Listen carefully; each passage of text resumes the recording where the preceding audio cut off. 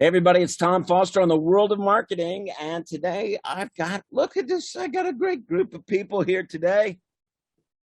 And you know what this is all about is about my buddy Rem Jackson, my good friend for 20 years, putting on this event with Peter, Tina, and John, and I wanted to get the word out about it. Rem, talk to me a little bit about what this event is about, and why don't you tell everybody a little bit about Tina, Peter, and John? Okay, well, that sounds great, and thanks, Tom, and thanks for helping us get the word out about this. Yeah, this is important. This is a really cool program that we're offering at Top Practices. It's called When and How to Sell Your Practice. So, first of all, who's this for? If you're within 5 years of wanting to sell your practice, it's for you.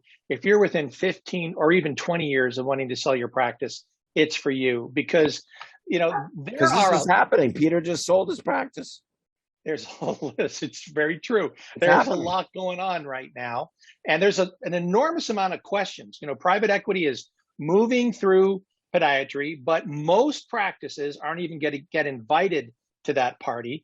But it's raised an awful lot of questions. Another thing that's happening that I think John could speak to in just a moment, and that is all of a sudden, younger doctors are saying, instead of going to join a hospital or a group, they're actually opening up or purchasing practices, opening up from scratch in numbers that he's never really seen for quite a while. So we're putting together a program. It's 6 weeks online, starts on August 18th and runs all the way through October 6th, 2022.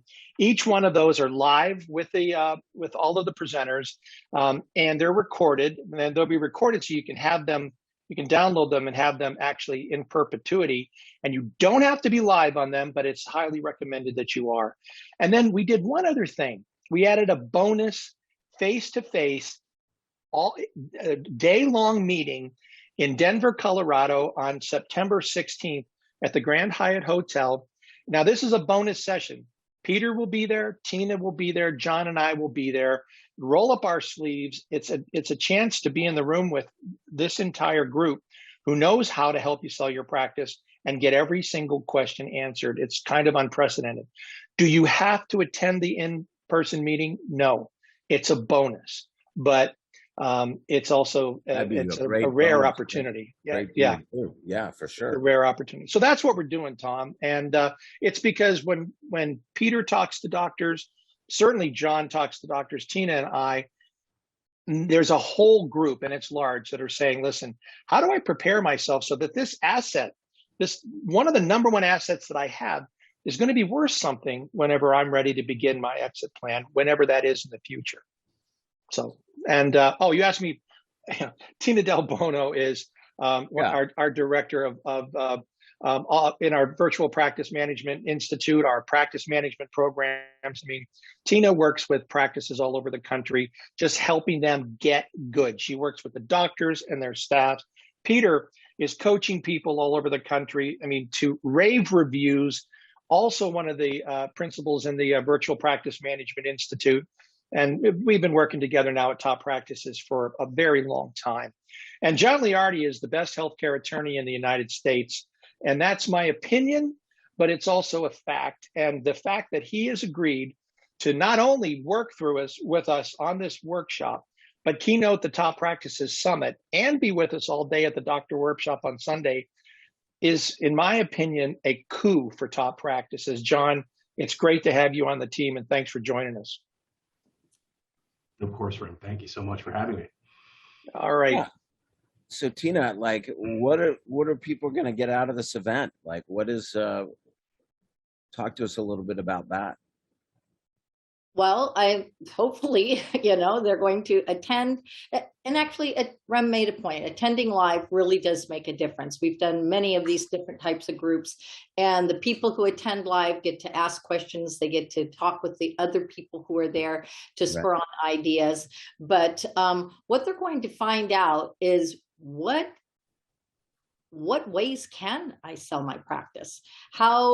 what works for me? And they may not know at this point, especially if they've got 20 years or more that they're thinking about, that's when I'm going to exit, but it'll give them ideas of what the possibilities are, you know, for being able to have someone purchase your practice, or whether you bring someone in, however it works, but you're going to get the understanding.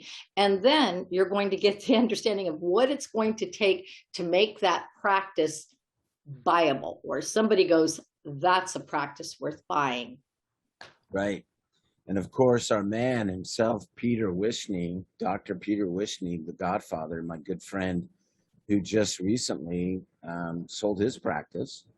So you're going to get it here firsthand on how, you know, his experience, right? Peter, you're going to share what exactly. Yeah. I'm an open book. Okay. So yeah, like what Yeah. tell us a little bit about that, your experience. Sure. So, okay, I was waiting for the question before I gave you the answer. So it's very simple. So why would anyone want to do this? And selling your practice to a company funded by private equity is not for everyone, and I do not recommend it for everyone. I just turned 62 years old. I know I only look, you know. You look like you're 32. Right. But I've been doing this for 33 years, and I love what I do. But there has to be some sort of exit plan. From the day you start your practice, you are working on your exit plan. And I have 5 other associates. None of them can pay me or want to pay me. Let's put it this way. They could go to the bank and they could get money taken away from their bonuses and used towards the buyout of the practice. They can all do that. But some people don't want to do that. And so what are other solutions to an exit plan? Otherwise, you're working. I cannot see myself doing anything at the age of 75, 80 years old with patient care. I love that, but there has to be a time when, you know, you put your time in. It's time to slow down. So the best thing I did is say, hey, I need to keep on growing this practice. And what do other companies want from you? They are looking for practices that have systems and protocols set up already. Nobody wants to buy a practice that is disorganized, chaotic. They don't want to put in a lot of work. That's the they key. want a practice that's ready, a well-oiled machine. And your biggest thing you need to do today, my recommendation, is put everything in place. So when somebody comes in, maybe another doctor looking to buy a practice, may it be a company looking to buy a practice, or even an exit plan from yourself, you need to have everything running smoothly so it keeps on growing. And no matter what happens, you have solutions to every problem that comes your way, and you have a staff of people that are just work together, a bunch of leaders that want to grow the organization. And that's what I did. I just said, we have to grow this practice in the last couple of years, like 25%, to make it like the best offer I can possibly get. You know, it's funny you say that, Peter, because it reminds me, because I've been recently approached to buy my business. And it really made me go back to the drawing board myself, and because I wasn't ready to sell. It wasn't ready to be bought. And it made me realize all of those things. It wasn't in the right space. And John, I think that's a lot of what you do. You help prepare, make sure that practices are in the right position to be bought, right? How are you involved in this group of doctors? Like, what's your part of this? Well, I mean, other than the very large bribe that I gave Rem, of course. No, I'm kidding. Listen, I've been working with practices for 20 years in a variety of different transactions, working through disputes. I mean, I really tried to position myself over the years as sort of a go-to sort of solution partner for my physician clients. And this is, you know, one of many things that we've done over the years, but for whatever reason, over the last 2 or 3 years, we've really seen an uptick in the number of, I'll call it transactions, because it's not all just sales to private equity. There are private sales. There are spin-offs, you know, staking an associate in a new location. there's restructuring, putting together management agreements, and trying to leverage ancillary revenue opportunities. But I think my role is really twofold. And I always recommend that you start talking to me before you're actually talking to somebody about a transaction, because there's really two things that I think are critical. So first is defining what an exit is, and knowing what the available sort of forms of an exit may be, and having somebody who can walk you through that. Hey, an exit may be no sale at all. It may just be maximizing and pulling every dollar you can out of that practice for 10 years straight and then turning the lights off, because that in the end is more valuable than flipping it to somebody else based upon what projections are out there. It could be a sale to a PE-backed group. It could be a sale to another physician looking to expand into your market. There's lots of different forms the transaction can take. And I'll piggyback off a piece that Peter mentioned. The key here is the most valuable practices are those where the cash flow is replicable when the owner walks out the door.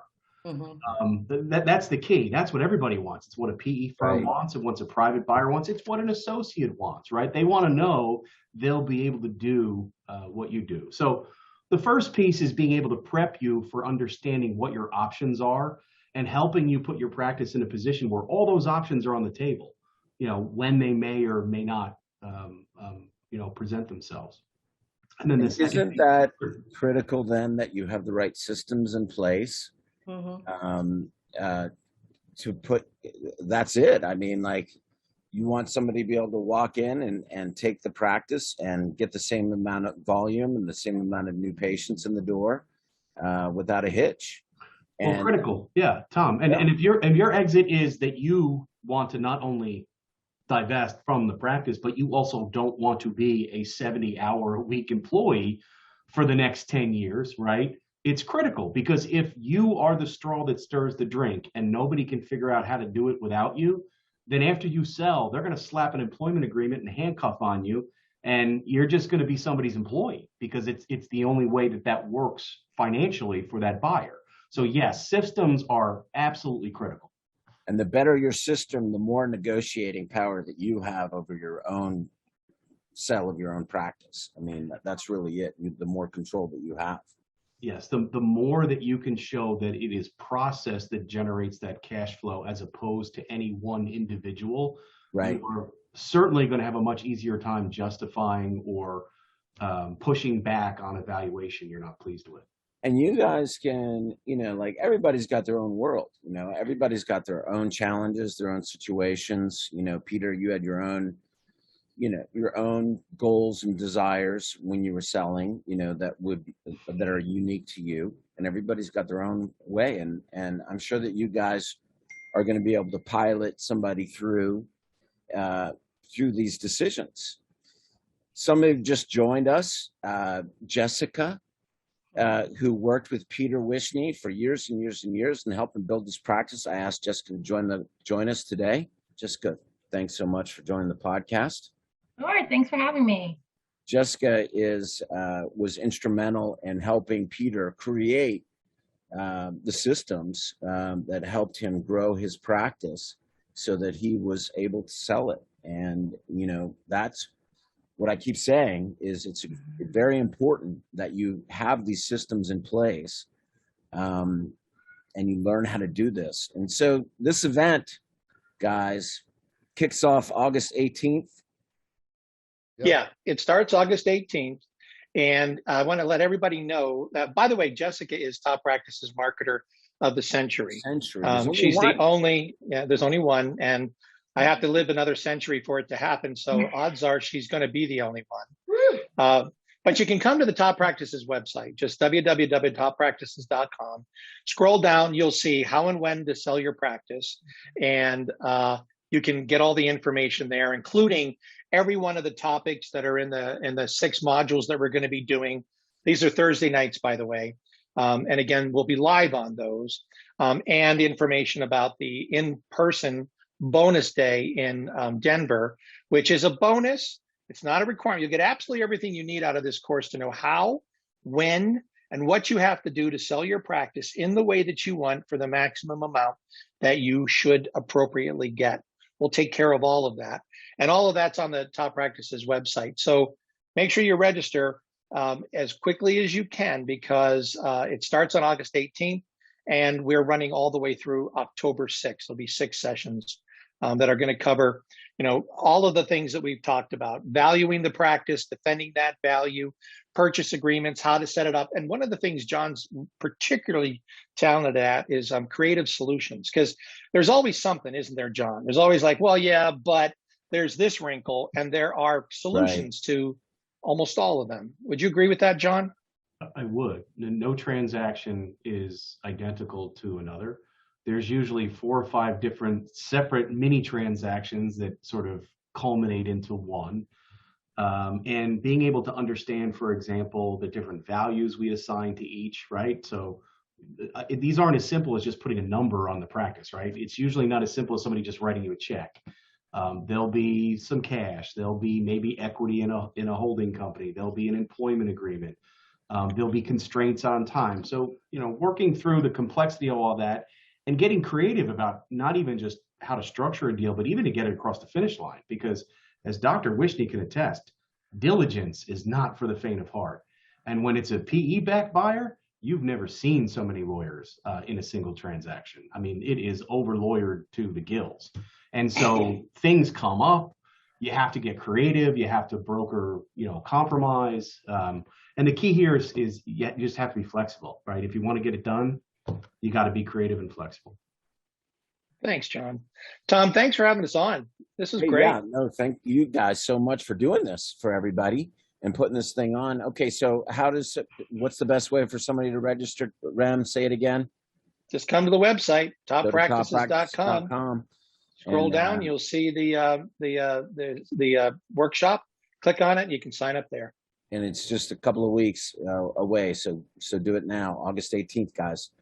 All right, everybody. Hey, Tina, great to see you as always. Seeing you Peter, too. John, great to see you. Jessica, Peter, I cannot thank you enough for the gift of Jessica.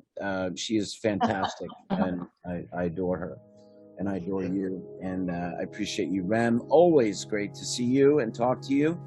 Everybody, it's been great. Go register for this event. You're going to learn a lot about selling your practice and what you need to do. So thanks, everybody. Tom Foster on the World of Marketing. See you soon. Take care. Bye. Bye-bye.